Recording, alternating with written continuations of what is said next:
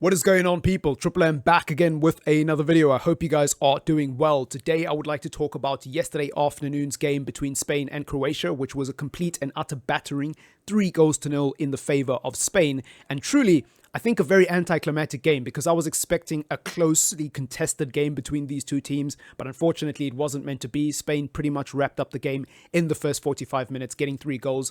Alvaro Morata, shout out to him, a player who doesn't really get a lot of respect. I think he's one of the more underrated players in world football, because this season with Atletico Madrid, he's got 15 goals and 21 starts in La Liga, 5 goals, 8 starts in the Champions League. That's a pretty decent return. And the thing about Morata is that he tends to turn up in the big games, right? He's a striker that, you never really know what you're going to get with him. He's hit or miss most of the time, but when it comes to big games, he's definitely a hit. And he proved that again yesterday afternoon with Spain, getting their opening goal of the Euros campaign 2024. Big goal, so shout out to him. Obviously, we've got to talk about the star boy himself as well, Lamine Yamal. This is a player who now officially is the youngest player to ever play at the Euros and start for his team at the Euros. He also got an assist in the game and had quite a dazzling performance. He truly is such a nice player to watch, because for me, people talk about his technical ability, people talk about his dribbling, people talk about, all of the technical aspects of his game. But for me, what's most impressive when it comes to a player who's 16 years old is the confidence and the lack of hesitation. Even when he makes the wrong decision, he does it confidently. And doing the wrong thing confidently in football is actually a lot better than doing the right thing but hesitating, right? If you're going to make a decision, don't hesitate. Be 100% sure about what you're going to do and go for it, because you might get away with it. You might actually get past the man, and even though you were supposed to pass, now you're through one-on-one on goal. And that's Yamal. Even though you can tell that the positional awareness isn't quite there all the time, and that there's a lot of things he needs to learn and fix about his game, both tactically and just in terms of his mentality, it's nice to see that exuberance of youth on full display. And it's nice to see that he's not in his own shell, right? He's just very confident.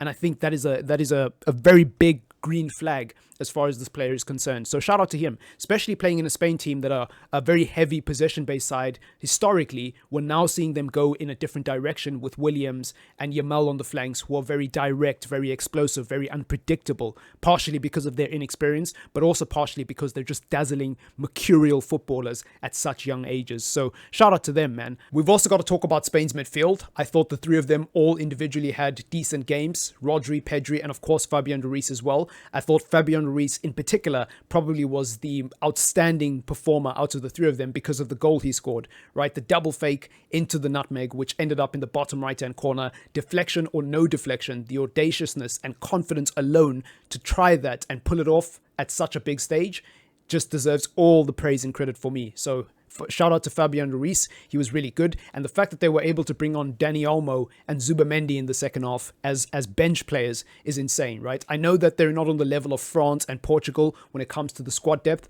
but Spain are up there in terms of having one of the best midfields at the Euros, in my personal opinion. And I think they deserve more respect. Them and Germany are going to be the surprise packages of this tournament, because I haven't really heard a lot of people talking about Spain's midfield and talking about Spain's chances in this tournament. What's interesting is that we've seen this before from Spain. We've seen them batter a team at the beginning of the tournament and then fade out very quickly towards the round of 16. We saw this at the World Cup. They beat Costa Rica 7-0, and then they drew to Germany. I believe they lost to Japan, but still made it out of the group, and lost to Morocco anyways in the round of 16. So this has happened before. I would just say that the key distinction here between that Spain team and this current Spain team is that it just seems like stylistically this team is different. It seems like stylistically this team is more direct, especially in the final third. Maybe in build-up and when they try to play out from the back, they're still the same Spain team. But when they get into the final third, it feels like they're more willing to play those long diagonal balls into space for Yamal and Williams to chase. And it feels like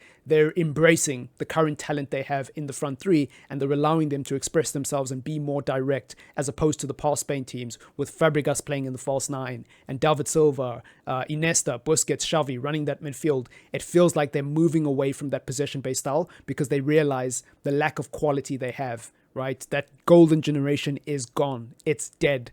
And now they have to adapt to the current tools that they have. And I think Spain's current manager, De La Fonte, is doing a good job of that so far. Obviously, it's just game number 1 against a Croatia team with tired legs. You know, that midfield 3 of Brozovic, Kovacic, and Modric is well past its sell-by date. But still, you've got to give credit where credit is due. At the end of the day, Spain can only play what's in front of them, and I think this is very encouraging. If I was a fan of the Spanish national team, I genuinely would be very encouraged, and I would be feeling very positive and optimistic going into the tournament. Again, I don't think they'll make the final. I don't think they'll go all the way, but I definitely think they'll go further than people are expecting, because I saw a lot of people in their predictions say that Spain will get knocked out in the round of 16 or in the quarterfinal.